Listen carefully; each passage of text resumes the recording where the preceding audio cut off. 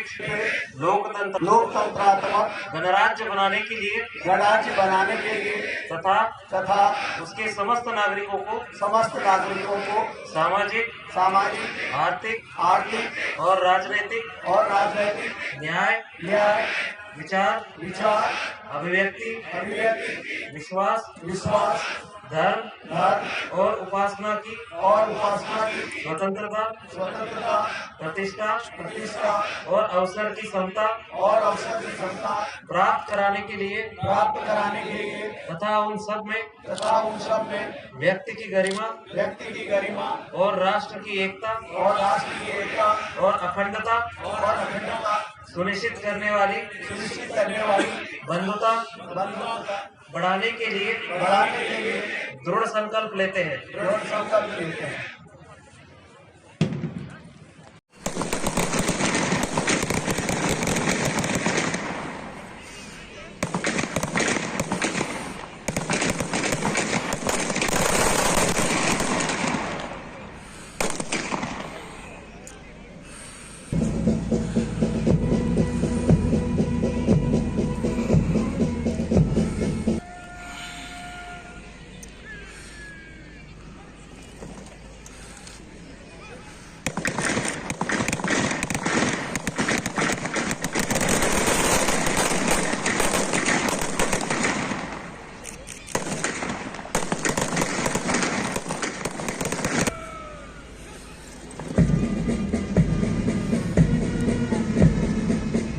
सीख रहे थे, हम चांद की मिट्टी चूम के लौट आए और जब दुनिया मिशन मंगल पर करोड़ों डॉलर फूंक रही थी, हम चंद भर मुट्ठी भर पैसों में हम उस मुकाम पे पहुंच चुके हैं।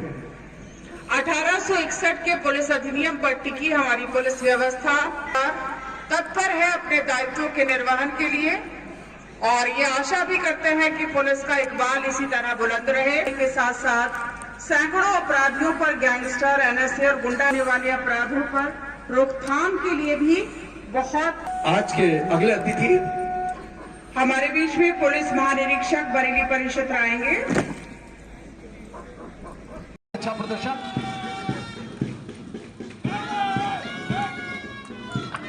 टोली नंबर 7 महिला आरक्षी यातायात पुलिस नेतृत्व करते हुए श्री अजीत सिंह जी।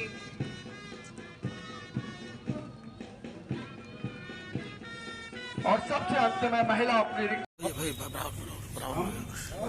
भारत के लोग भारत को एक संपूर्ण प्रभुत्व संपन्न समाजवादी पंथ निरपेक्ष लोकतंत्रात्मक गणराज्य बनाने के लिए तथा सामाजिक, आर्थिक और राजनीतिक न्याय, विचार, अभिव्यक्ति, विश्वास, धर्म और उपासना की स्वतंत्रता और अवसर की समानता प्राप्त कराने के लिए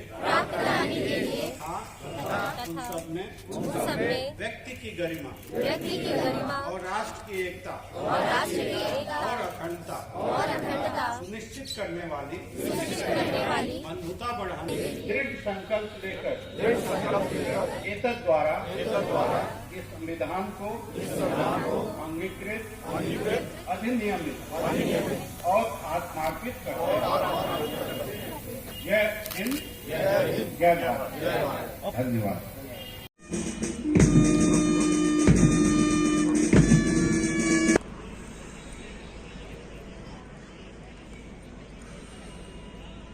आज 75वां गणतंत्र दिवस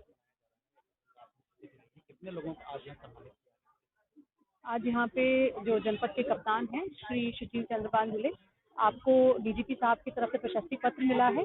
एक पुलिसकर्मी को राष्ट्रपति पुलिस पदक मिला है, 4 लोगों को डीजीपी कमेंडेशन लिस्ट मिली है और 4 लोगों को अन्य गृह मंत्रालय से सर्टिफिकेट मिला है, पदक मिला है। आपकी तरफ से भी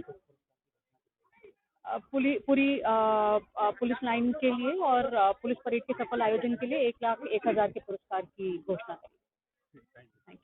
और आज 75वां गणतंत्र दिवस है। आप लोग भी बचपन से लेके आज तक गणतंत्र दिवस मनाते आ रहे हैं, उसको देखते आ रहे हैं, उसके साक्षी रहे हैं। इसलिए गणतंत्र दिवस क्यों मनाया जाता है इसके बारे में शायद आपको बताने की जरूरत नहीं है। आप सबको मालूम है कि 15 अगस्त 1947 को ब्रिटिश शासन से हमें आज़ादी तो मिली, लेकिन आज कितने ही चुनाव में हम वोट डालते हैं या इतने सारे संवैधानिक अधिकार, कहीं भी जाना, कहीं भी बसना, कुछ भी बोलना, जिसको कि freedom of speech and expression बोलते हैं, फ्रीडम ऑफ मूवमेंट बोलते हैं, फ्रीडम ऑफ रेसिडेंस बोलते हैं, कुछ भी व्यवसाय करना, फ्रीडम ऑफ प्रोफेशन बोलते हैं, या जो वोट का अधिकार है, 1 person 1 vote 1 value, right to equality, ये सब 26 जनवरी 1950 से पहले नहीं थी। आज़ादी तो मिली थी 15 अगस्त 1947 को, लेकिन 26 जनवरी 1950 के बीच का जो पीरियड है उसमें हमें वोट देकर अपना जो गवर्नमेंट है उसको चुनने का अधिकार नहीं था। ये अधिकार हमें 26 जनवरी 1950 को ही मिला है, जब हमारा संविधान लागू हुआ और भारत को sovereign socialist secular democratic Republic बना, और तभी हमें ये सारे अधिकार मिले। समानता का अधिकार आपको कहने की जरूरत नहीं है। अंग्रेज और भारतीय में समानता नहीं था। जहाँ अंग्रेज जा सकते थे, घूम सकते थे, वो कुछ भी बोल सकते थे। अगर आप बोले अंग्रेजी शासन के खिलाफ तो जेल हो जाती थी। और ये चीज पाने के लिए पूरे भारत की को आप छोड़ दें, हमारा जनपद बरेली है, बरेली के ही सैकड़ों लोगों ने काफी संघर्ष किया। हमारे कलेक्ट्रेट में जो लिस्ट है उसमें 398 स्वतंत्रता सेनानियों की सूची है। तो हम कह सकते हैं कि 350 से ज्यादा स्वतंत्रता सेनानी हमारे बरेली के ही थे। अब ये अलग बात है कि आज उनमें से कोई भी जीवित नहीं है, उसके परिवार वाले हैं। तो इस अवसर पे मैं आप सबसे, यहाँ जितने भी सरकारी अधिकारी हैं, कर्मचारी हैं, उनसे तो अपील करूँगा कि वो जितने भी यहाँ स्वतंत्रता सेनानी थे, जिनके संघर्ष के बदौलत आज आप इतना आज़ादी का जश्न मना रहे हैं, गणतंत्र दिवस का जश्न मना रहे हैं, उनके परिवार वालों का जो भी कुछ पेंडिंग हो, कोई शासकीय कार्य पेंडिंग हो, आवेदन पेंडिंग हो, उनका कोई ग्रीवेंसेज हो, चाहे आपके कार्यालय में आके आवेदन दिया हो, IGRS पे दिया हो, कहीं भी दिया हो, उनका निस्तारण जरूर कर दें। और मेमोरी बहुत लंबी नहीं रहती है, तो 1 सप्ताह के अंदर कर दें तो बहुत अच्छा रहेगा। इसके साथ ही साथ देखिए कि आज़ादी मिली, हम गणतंत्री कम्युनिटी को चैलेंज मिलता है, तो बॉर्डर पे जितने भी डिफेंस पर्सनल हैं, चाहे आर्मी, नेवी, एयरफोर्स हो, पैरामिलिट्री के लोग हों, उसमें भी यहाँ के लोगों ने जान गंवाई है। उनके भी परिवार का ख्याल रखें, उनके भी परिवार का कोई आवेदन पेंडिंग हो, कोई ग्रीवेंसेज हो, उनका शीघ्रातिशीघ्र, मतलब जितना कम समय हो उतने में निस्तारण कर दें।